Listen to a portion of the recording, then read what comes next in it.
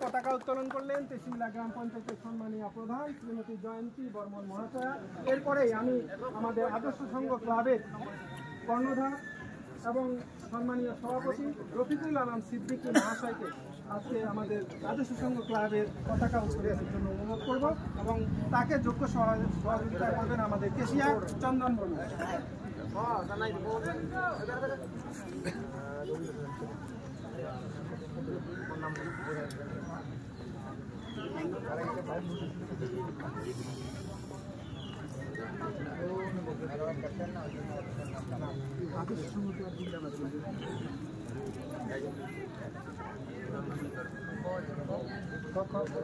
আদর্শ সংঘ ক্লাব জিন্দাবাদ, আদর্শ সংঘ ক্লাব জিন্দাবাদ, আদর্শ সংঘ ক্লাব জিন্দাবাদ, আদর্শ সংঘ ক্লাব জিন্দাবাদ। ধন্যবাদ রফিকুল আলম সিদ্দিক মহাশয়কে। আমাদের পতাকা উত্তোলন করলেন আদর্শ সংঘ ক্লাবের সম্মানীয় সভাপতি রফিকুল আলম সিদ্দিক মহাশয়।